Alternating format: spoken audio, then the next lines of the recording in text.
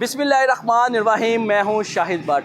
आज हम एक वाक़े के बारे में बताने जा रहे हैं जो 2 रोज़ कबल पेश आया था। ये वो सियालकोट रोड है जहाँ पर 3 जो डाकू थे जुमेरात को यहाँ से गुज़र रहे थे। तो ये वो नाका है जहाँ पर पुलिस एहलकारों ने उन मोटर बाइक वालों को रोकने का इशारा किया, मगर वो रुकने के बजाय वो 3 जो डाकू थे वो बाइक पर सवार थे। उनमें से जो सेंटर में बैठा हुआ डाकू था उसने जो पुलिस एहलकार बाबर है जिसने इशारा किया था रोकने को, उस पर फायर किए। 3 फायर लगने से जो बाबर था वो ज़ख्मी हो गया, वो यहाँ पर सड़क पर ज़मीन पर गिर गया। उसके साथ जो दूसरे एहलकार थे वो उनके पास वेपन नहीं था। सिर्फ वेपन एक पुलिस एहलकार के पास होता है जो यहाँ पर ड्यूटी सर अंजाम दे रहा होता है।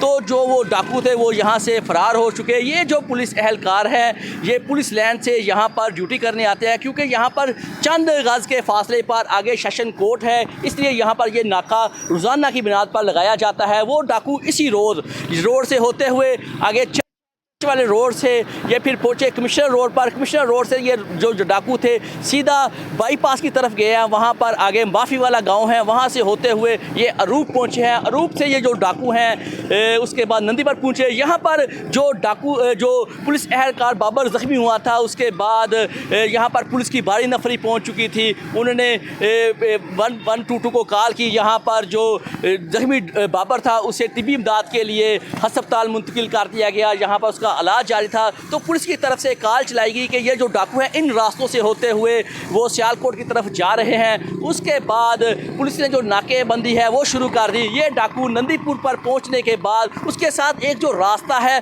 वो कच्चा रास्ता है जो डस्का की तरफ जाता है। ये डाकू उसी रास्ते से होते हुए जब ये जलाल पुल पर पहुंचे उसके बाद मेन रोड पर आए बम्बा वाले के पास, वहाँ पर 2 पुलिस एहलकार खड़े थे।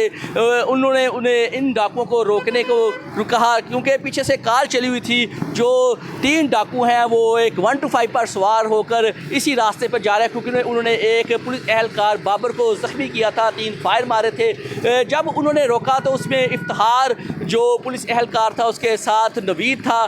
तो जो डाकुओं ने इफ्तिखार पर फायरिंग कर दी, इफ्तिखार को फायर लगे तो वो वहाँ पर मौके पर ही शहीद हो गया। तो जो दूसरा जो नवीद था उसे भी फायर लगा, वो ज़ख्मी हो गया। जो डाकू थे जो इफ्तिखार की जो गन थी वेपन था वो भी साथ लेकर दोबारा गुजरांवाला की तरफ भागे हैं। जब वहाँ पर पुलिस पहुँची तो पुलिस की वहाँ पर नफरी पहुँची तो उन्होंने वहाँ पर फिर दोबारा से कॉल चलाई कि ये वही डाकू है जिन्होंने गुजरांवाला पर बाबर पर फायर किए थे। उसके बाद ये यहाँ पहुँचे, यहाँ पर आकर उन्होंने इफ्तिखार और नवीद पर फायरिंग की है। जो इफ्तिखार जो कांस्टेबल था वो शहीद हो गया। तो पुलिस ने दोबारा से नाकाबंदी पूरे गुजरांवाला की कर दी। हर सड़क पर जो पुलिस के नौजवान थे वो तैनात कर दिए गए क्योंकि इन्होंने 2 जगह पे जो पुलिस एहलकार है उन पर फायरिंग की थी इन डाकुओं ने, जिसकी फायरिंग के नतीजे में जो इफ्तिखार था वो शहीद हो गया था। वहाँ पर जो हमारे RPO गुजरांवाला है तैयब हबीब वो भी वहाँ पर पहुँचे। उसके साथ जो कायम मकाम CPO हैं रज़वान वो भी वहाँ पर पहुँचे जहाँ पर जो कांस्टेबल शहीद हुआ था। उसके बाद पुलिस ने अपनी जो नाकाबंदी है जो वो बड़ी टाइट कर दी ताकि ये डाकू बच न सके। वो डाकू फिर वहाँ ही रास्ते से होते हुए टिकड़ी से गाँव से होते हुए वो दोबारा गुजरांवाला जो कैंट का एरिया है मेन GT रोड वहाँ पर पहुँचे।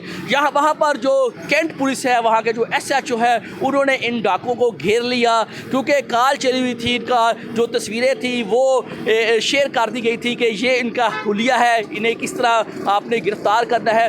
वो जो डाकू थे वो जो रावली के करीब फजल सेंटर है उसकी बैक साइड पर भागे। वहाँ पर एक खाली प्लाट था जिसकी 4 दीवारी थी, उसके अंदर ये जो डाकू है चले गए। जो तीसरा जो डाकू था वो वहाँ से फ़रार हो गया, उसका नाम सुभान था। ये जो 2 डाकू थे इनका नाम आसफ़ था एक का नाम, और दूसरे का एक का नाम आसफ बताया जा रहा था, दूसरे का नाम हैदर था।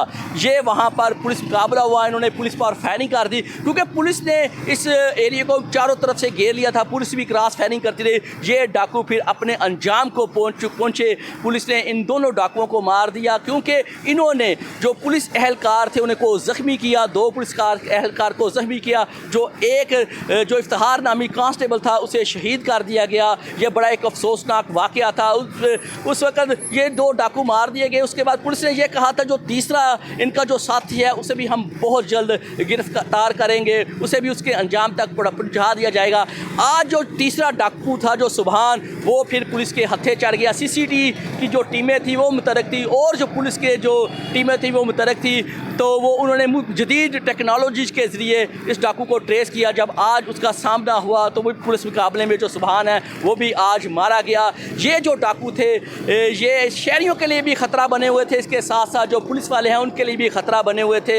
तो पुलिस की तरफ से इन 3 डाकुओं को उनके अंजाम तक पहुंचा दिया गया है। इसमें एक बड़ा अफसोस हुआ है। आप जानते हैं कि जो इफ्तिहार है वो इस सारे वाक़े में इफ्तिहार नामी जो कांस्टेबल जो शहीद हुआ है, ये बड़ा अफसोस है। उसकी फैमिली के साथ पुलिस फोर्स की तरफ से ये कहा जा रहा है हम मुश्किल घड़ी में उनके साथ खड़े हैं, उनकी हर तरह से मदद भी की जाएगी।